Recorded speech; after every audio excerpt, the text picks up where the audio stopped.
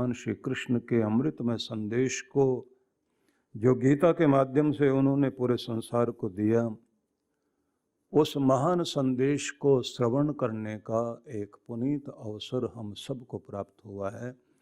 और यह अवसर है कि जब हम अपने कानों से सुनते हुए, मन में मनन करते हुए, हृदय में प्रेम पूर्वक उसको धारण कर रहे हैं।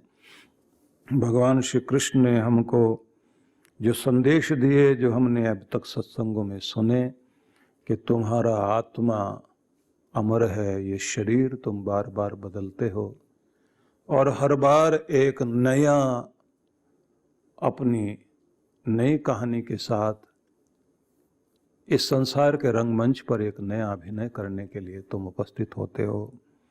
कभी तुम्हें अमीरी दी जाती है, कभी गरीबी दी जाती है। भाग्य तुम्हें न जाने कितने तरह के रोल करने का मौका देता है। कभी तुम दाता बनकर बैठते हो और कभी याचक बनकर बैठते हो। जीवन में भी न जाने कितने कितने तरह के उतार चढ़ाव होते हैं। और ये भी बताया गया है कि जैसे वस्त्रों को बदल देते हो और फिर नए कपड़े पहनते हो, पुराने जीर्ण शीर्ण को उठाकर फेंक देते हो, तुम्हारी आत्मा ने भी कितने सारे कपड़े ऐसे उठा के फेंके हैं और नए पहने हैं। लेकिन जिन कपड़ों को उठाकर फेंक दिया उनकी तरफ देखा भी नहीं इस आत्मा ने। तो तुमने जितने जितने शरीर उठाकर फेंक दिए, जिनको छोड़ दिया, जिन घरों को, जिन गलियों को, जिन नगरों को, जिन स्थानों को छोड़कर आ गए, लौटकर वहां पीछे मुड़कर भी नहीं देखा। लेकिन तुम्हारे कर्मों ने तुम्हारा पीछा नहीं छोड़ा, वो तुम्हारे साथ चले आ रहे हैं। भाग्य बनकर आ रहे हैं, आंसू बनकर आ रहे हैं, मुस्कान बनकर आ रहे हैं, सुख सुविधा बनकर आ रहे हैं। तुम्हारे अपनों से जहां सुख मिलता है वही अपने दुख भी देने लग जाते हैं। जिनको कंधों पर बैठा कर तुमने संसार दिखाया और ये सोचा था कि बुढ़ापे में वो तुम्हारा सहारा बनेंगे, एक समय आता है वही सहारा छोड़कर विपरीत व्यवहार करने लग जाते हैं। संसार के इस रंगमंच पर अलग अलग रोल सबको मिल रहे हैं और आत्मा अपने सफर पर, इस यात्रा पर लगातार चला जा रहा है। 100 वर्ष की यात्रा है सभी के पास और एक रथ दिया गया है जिस पर हम सब सवार हैं। वो रथ कोई और नहीं है, मनुष्य का शरीर है और इसी को कहा गया है अष्ट चक्रा नवद्वारा देवानाम पूर्ण योध्या। अष्ट चक्र वाली और 9 द्वार वाली ये एक पुरी है, एक नगरी है अयोध्या। इसे कहा गया कि ये अविजित है, इसे कोई जीत नहीं सकेगा, मार नहीं सकेगा। मतलब इसको परमात्मा ने अपने हाथों से गढ़ा है, सृजा है। तुम्हारे पास अद्भुत शक्तियां हैं। इसलिए इस अपनी देव नगरी को, इसमें अपने परमात्मा की प्राण प्रतिष्ठा करो, भगवान को इसमें आमंत्रित करो। लेकिन इसका ध्यान रखना बहुत आवश्यक है। इसलिए आज का संदेश यही है कि सुखी और खुशहाल जीवन के लिए क्या करें। तो भगवान श्री कृष्ण ने इसके संबंध में जो कुछ कहा है, आइए आज उस पर हम लोग विचार करते हैं। 6 अध्याय का यह 17वां श्लोक है जिसमें भगवान कह रहे हैं, युक्ताहार विहारस्य युक्त चेष्टस्य कर्मसु युक्त स्वप्न अवबोधस्य योगो भवति दुःखः। जिस व्यक्ति का, साधक का, परमात्मा की राह में चलने वाले व्यक्ति का आहार सम्यक है, नियमित है, संतुलित है, व्यवस्थित है और विहार, उसकी कार्यशैली वो ठीक है। युक्त चेष्टस्य कर्मसु, उसकी चेष्टाएं और उसका जो कर्म करने का तरीका है वो भी अनुशासित, नियमित, मर्यादित है। युक्त स्वप्न अवबोधस्य, जागना और सोना भी जिसका व्यवस्थित है। योगो भवति दुःखः, ऐसे व्यक्ति की योग साधना, उसकी भक्ति, उसके जीवन का रंग ढंग उसे दुखों के पार ले जाने वाला बनेगा। उसका योगाभ्यास दुख हरने वाला बनेगा। मतलब यही है कि हम सब वो यात्री हैं जो जैसे नदियां बहते बहते तब तक बहेंगी जब तक वो सागर से मिलेंगे नहीं। हम ऐसी नदियां हैं सब के सब, निकले हैं परमात्मा से मिलने के लिए, और बीच बीच में न जाने किस किस तरह के उतार चढ़ाव के बीच से बहती हुई नदियां, जंगल, पहाड़, पठार, रेगिस्तान, मैदानी भागों को पार करते करते ये नदी बहते हुए गंदे नाले भी इसमें गिर गए, सबको लेकर बहती बहती सागर तक पहुंची है। कर्मों के गंदे नाले भी साथ में हैं। और फिर ये संसार भी तो ऐसा है कि जिसमें आप कितना भी अच्छा कर लीजिए तो आपको अच्छा कहने वाले मिलेंगे क्या? षड्यंत्र रचने वाले मिल जाएंगे आपको, आपके किए कराए को इतना खराब बता देंगे। आप कितने भी बड़े देवता हों, लोग जो है आपके देवत्व को राक्षस बना के प्रकट कर देंगे। दुनिया के जितने बेहतरीन लोग थे जो दुनिया को अमृत बांटने आए थे, उनको इतना इतना सताया गया। और कमाल की बात यह है कि ये भीड़ ऐसी होती है, इसको किसी की बुराई पर तो बड़ा जल्दी यकीन होता है, भलाई पर भरोसा नहीं होता कि कोई भला भी हो सकता, इतना अच्छा भी हो सकता है। उन्हें लगता है जब हम नहीं हो पाए तो दूसरा कैसे हो सकता है। और अगर ये कह दिया जाए कि बुरा है तो लोग कहते पक्का लगता भी है। तो ऐसे लोगों के बीच में रहते रहते आप अमृत बांटते हुए संसार में जीवन जीते हैं, तो बहुत तरह के मान अपमान, पीड़ा, सुख, दुख के बीच आपकी जिंदगी चलती है। और ये ध्यान रखना, आपकी मुस्कुराहट का दिया बुझाने के लिए लोग पूरी ताकत लगा रहे होते हैं। आप तरक्की कर जाएं तो लोगों को बर्दाश्त नहीं है, आप ऊंचे चढ़ जाएं तो नीचे गिराने के लिए लोग जो है समय निकाल कर आते हैं। ऐसी सेवा देते हैं लोग। किसी का बुरा करना हो तो अपने घर से समय भी लगाएंगे, पैसा लगाएंगे, जतन करेंगे, बुद्धि लगा के षड्यंत्र रचते हैं। बड़ा कमाल है। गोष्ठियां करेंगे, मीटिंगें होंगी, कैसे गिराया जाए, कैसे नीचा दिखाया जाए। और दुनिया में आए हुए भले लोग अपनी मुस्कुराहटें बांटकर, फूल बांटकर अपने परमात्मा के धाम लौट आए। और भगवान ने कहा, मेरे बच्चे, मेरे पास तेरी जगह है। ये दुनिया इसलिए तो दुखी है क्योंकि ये अमृत बांटने वालों को नहीं पहचान पाते। इनके साथ जो मीठा बोलकर जहर दे, इनको वो पसंद आ जाता है। तो ऐसे संसार में जीवन जीना है तो ये बात ध्यान रख लीजिए कि आपको कमजोर बनकर नहीं जीना चाहिए। क्योंकि नियम है कि अगर आप दिया बन के चलोगे तो हवा बुझाएगी भाई। ज्वाला बनो, प्रचंड अग्नि बनिए, हवा आएगी उसे और बढ़ाएगी। कमजोर अग्नि को हवा आकर चेक करती है, मेरे फूंक मारने से बुझता है क्या? दुनिया का भी यही रंग ढंग है। पहले लोग जो है आपकी निंदा करेंगे, उपहास करेंगे, मजाक बनाएंगे, टोंट कसेंगे, और अगर आप उसके बाद भी अपनी राह पर चलते चले गए तो फिर आपके काम में बाधा डालेंगे, योजना बनाकर आपको नीचा दिखाएंगे। और अगर उसके बाद भी आपने उनकी तरफ नहीं देखा, आप अपना काम करते चले जा रहे हैं और मजबूत अग्नि आपके अंदर जल रही है, ऊपर उठने वाली है, तो दुनिया ये देखती है कि कमाल है, इतना विरोध किया, निंदा की, चुगली की, चोट पहुंचाई, बाधा डाली, फिर भी रुका नहीं, बात है कुछ इसमें। उसके बाद ताली बजाना शुरू कर देंगे, तारीफ करना शुरू कर देंगे, तारीफ करते करते पीछे लग जाएंगे और तारीफ करते करते फिर फिसलाएंगे, कहीं फिसल कर गिरता है तो देख लें।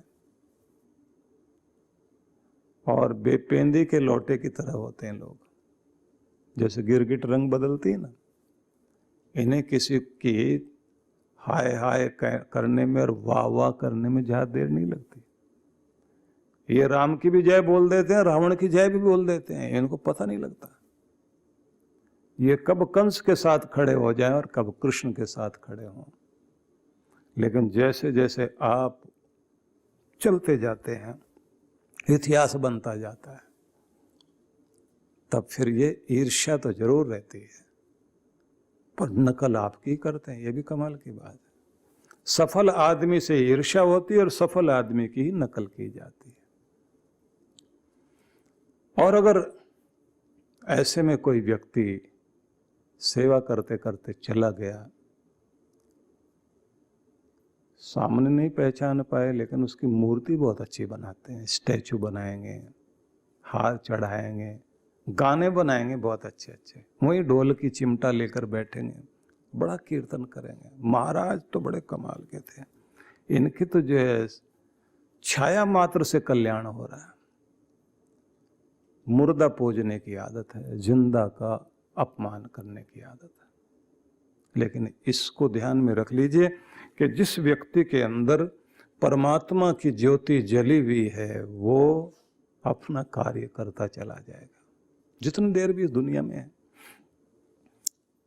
ठीक है, पहचानने वाले थोड़ी देर में पहचानेंगे, पहचानते रहें। बस आपको इतना ही ध्यान रखना है कि तुम्हें दुनिया पहचाने न पहचाने, तुम्हारा परमात्मा तुम्हें पहचानता और तुम अपने भगवान को पहचानो। लेकिन जब तक इस दुनिया में हो, तब तक आपको अपने आप को, अपने शरीर को भी स्वस्थ रखना, अपने मन को स्वस्थ रखना, अपनी चेष्टाओं को ठीक रखना है। अपना आहार विहार, अपना नियम, अपना सोना जागना, सबको ठीक रखना ही चाहिए। 100 वर्षों की आयु लेकर इस दुनिया में आप आए हैं, इसलिए ध्यान और योग का अपना एक नियम है। ध्यान योग में चलने वाले को कहा जाता है कि जिंदगी जितनी दी है, जीवन से भी ज्यादा जीवन प्राप्त करो। जितना जीवन में आनंद दिया गया है, उस आनंद से भी ज्यादा आनंदित तुमने रहना है। जितने तुम्हारे भाग्य में शांति दी गई है, तुम उससे भी अधिक शांति प्राप्त करने के अधिकारी हो, उससे भी अधिक शांति तुम्हारी जिंदगी में आनी चाहिए। और जितने भी संतोष के अधिकारी तुम हो, उससे भी कहीं अधिक संतोष तुम्हारी जिंदगी में आना चाहिए। बाकी गर्मी अपना काम करेगी तो एसी चलना चाहिए, पंखा चलना चाहिए, लेकिन इसका मतलब यह नहीं है कि एसी और पंखे के लिए आप व्याकुल रहें। नहीं अनुकूलता मिले तब आपको व्यवस्था करनी है, अपने आप को अनुकूल बनाना है। तो यही है, या तो परिस्थिति को बदल लीजिए, नहीं बदले तो अपने आप को बदल लीजिए। जहां बदला जा सकता है, जिस चीज में रूपांतरण लाया जा सकता है, जिसमें परिवर्तन ला सकते हो, वहां परिवर्तन लाने की कोशिश करो। और जहां दिखाई दे कि परिवर्तन संभव नहीं है, तो तालमेल मिलाओ, रास्ता अपना आगे बढ़ाते चले जाओ, क्योंकि आपको अपनी यात्रा नहीं रोकनी चाहिए। तो 100 वर्ष की यात्रा पर दुनिया में आप हैं, तो अपने आप को क्या ध्यान रखना है। मैं एक अपनी बात को पहले कह देना चाहता हूँ, फिर भगवान श्री कृष्ण के संदेश पर हम लोग आगे बढ़ेंगे। देखिए, एक नियम है, अगर कोई मकान बहुत पुराना हो जाए, ना भी पुराना हो, जर्जर हो जाए, देख रेख अच्छी नहीं की गई, मेंटेनेंस ठीक नहीं रखा, मेंटेनेंस की कमी थी, और मकान जो है गिरने की स्थिति में आ गया। अब ऐसी स्थिति में पहले तो आप ही समझ जाते हैं कि ये रहने लायक नहीं है, और अगर आप फिर भी मोह करके बैठे रहे तो कॉरपोरेशन की तरफ से नोटिस आएगा, और नोटिस भी आ गया तब भी आप नहीं चौंके और तब भी आपने ध्यान नहीं दिया, तब कॉरपोरेशन वाले आ जाएंगे, तोड़ के जाएंगे। तो ये तो सबको ही पता है ना। तो बात इस तरह समझना कि ये आपका मकान जिसमें आत्मा रह रही है, शरीर, ये नया है या पुराना है, बात ये नहीं है। अगर आपने देख रेख नहीं रखी, मेंटेनेंस का ध्यान नहीं किया, जर्जर कर लिया इसको, तो पहले तो आपकी आत्मा इसमें नहीं रहना चाहिए। और अगर फिर भी मोह के साथ, नहीं मैंने तो यहीं रहना है, एड़ियां रगड़ते हुए रहना है, तो फिर यमदूत नहीं रहने देंगे। पहले तो वो नोटिस भेजते हैं 2-4 तरह के। बड़ा कमाल का उदाहरण हमारे ऋषि मुनि लोग देते रहे हैं, हमारे संत लोग देते रहे। हम लोग जो बचपन में सत्संग सुनने के लिए बैठते थे तो उस समय वो बातें समझ में नहीं आती थी, लेकिन जो है ना बड़े अलग तरीके से वो समझाते थे। वो कहते थे कि गंगा में स्नान करने के लिए कुंभ के मेले में कोई व्यक्ति गया हुआ था और वहाँ स्नान करते करते उसको एक बड़ा ही अलग तरह का मनुष्य मिला। दोनों मिलकर स्नान करके बाहर आए तो इस व्यक्ति ने, जो किसी गांव से गया हुआ था, उसने उस व्यक्ति से कहा, देखो भैया मेरी पत्नी ने बहुत अच्छा भोजन प्रसाद बनाया था और ये कहा था कि जैसे स्नान कर लो तो उसके बाद में तुम इसको खा लेना। तो मैं अकेला खाता तो अच्छा नहीं लगता, आप भी साथ बैठ जाओ। तो उसको खिलाया, खुद भी खाया। वो व्यक्ति बहुत खुश हुआ, लेकिन वो बोले तुम इस शहर के नहीं लगते, इधर गांव के नहीं लगते, और लगता है इस देश के भी नहीं हो, कहीं और के हो। उसने कहा हम तो यमलोक से आए हैं। अच्छा आप कौन है? बोले हम यमदूत हैं। अच्छा यहाँ क्यों आए थे? बोले हमको भी लगा कुंभ का मेला है, डुबकी लगाने सब लोग आए, हम भी आ जाएं। अच्छा तो तुम क्या करते हो? बोले वो बताया तो गलत हो जाएगा, हम तो आदमी को मारने का काम करते हैं। बोले क्यों मारते हो भाई? बोले जिसका जो है ना उम्र खत्म हो जाती है उसको जाना होता है। बोले अच्छा एक बात बताओ, हम पर कुछ दया कर सकते हो आप, या तुम मारो ही नहीं हमको, या फिर एक काम करना कि जब तुम्हारे आने का समय है तो उससे पहले चिट्ठी विट्ठी लिख देना, तो जिससे हम अपनी तैयारी तो कर लेना, हमारा स्टेशन आने वाला है तो हम अपना सामान वामान बांध लें। बोले कितनी चिट्ठी भेजूं? बोले 2-3 चिट्ठियां तो भेज ही देना। तो उसने कहा मैं हो सकता 8-10 चिट्ठियां भेज दूं। अब ये आदमी बड़ा निश्चिंत हो करके और चला गया, और उसके बाद बोला अभी तो उम्र है, चिट्ठी विट्ठी आएगी तब देखा जाएगा। और एक दिन ऐसा हुआ यमराज आ गया, यमदूत। उसने कहा चलो। बोले चिट्ठी विट्ठी तो भेजी नहीं। बोले इतनी सारी भेजी थी। बोले जब बाल पके थे, जब आंखें कमजोर हुई थी, जब दांत हिले थे, वो सब चिट्ठियां थी। जब चाल बेढंगी हुई थी, जब डाइजेशन तुम्हारी बिगड़ी थी, जब तुम्हारी नींद कम हुई थी, वो सब चिट्ठियां थी। जब तुम्हारे मोह टूटने लगा था, अपने घर के लोग ही तुम्हारे सामने उल्टा सीधा बोलने लगे थे, और जब तुम्हारे घर में तुम्हारा राज खत्म होने लगा था, और जब तुमने अकेलापन महसूस करना शुरू करा कि सारे अपने अपने काम में लगे हुए और बूढ़ा बैठा कोने में, इतनी मैंने तो 12 चिट्ठियां भेजी थी भाई। बोले ये चिट्ठी होती है? बोले हम तो जो है साथ में जो है ना रसीद, जैसे रसीदी टिकट होता है ना, पावती होती है, बोले वो भी साथ में थी हमारे।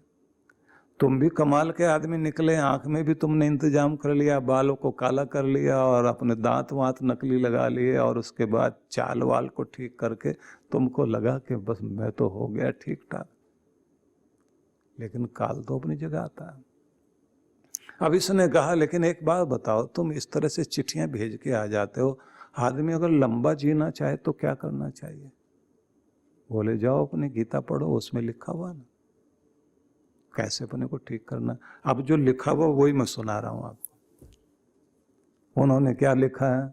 उन्होंने कहा तुम्हारा मकान ठीक ठाक रहे तो उसके लिए व्यवस्था की जाती है। अब व्यवस्था क्या है? युक्ताहार विहारस्य। तुम्हारा जो आहार है वो युक्त आहार होना चाहिए। युक्त आहार का मतलब ये है कि जो तुम्हारे उचित परिमाण में, उचित मात्रा में भोजन खाना चाहिए, नियमित पोषण से युक्त, और जिससे तुम्हारा इम्यून सिस्टम स्ट्रांग होता हो। और अगर ये बात आपको समझ में नहीं आ रही तो कोरोना तो सबको ही समझा रहा है, घर घर में समझा रहा है कि तुम्हारी दवाई काम नहीं करेगी। कोई दवा नहीं बनी अभी तक, बस सब लोग एक ही बात कह रहे हैं, जिसका इम्यून सिस्टम स्ट्रांग है और जिसका मनोबल स्ट्रांग है, कोरोना उसका कुछ नहीं कर सकता। इधर से आएगा उधर से जाएगा। लेकिन ये बात ध्यान रख लेना, आपके आयुर्वेद में एक बात कही थी, 100 दवाएं मत करना, एक परहेज कर लेना काफी है। तो लोगों ने क्या कहा, परहेज एक ही है। हमारे जो है जैन समुदाय के सारे लोग जैसे अपने आहार पे ध्यान रखते हैं ना, और मुंह पर जो है ढक के रखते हैं, तो आजकल तो मुझे लगता है सारे जैन ही हो गए, सबके मुंह पर मास्क लगा हुआ है। और कहते हैं जल्दी रात में खा के जल्दी सोने की कोशिश करना, लेकिन इस बात का ध्यान रखना, भोजन करने के 3 घंटे बाद ही सोना या 2.5 घंटे बाद सोना। तो अगर 7-8 बजे आप भोजन कर लें तो बहुत अच्छा, 2-2.5 घंटे बाद भी सोओगे 10:30 11, वैसे तो 10 बजे ठीक होता है। तो आपका आहार पोषक तत्वों से भरा हुआ होना चाहिए। और ये बात ध्यान रख लीजिए कि आपको मुर्दा भोजन नहीं करना। मुर्दा भोजन कौन सा होता है, जिसके सारे पोषक तत्व जला जला के उसको जो है बार बार गर्म कर करके नष्ट कर दिया हो, तो देखने में स्वाद तो बहुत अच्छा होगा, लेकिन वो क्या कहलाएगा कि वो भोजन मृत भोजन है, उसके पोषक तत्वों को नष्ट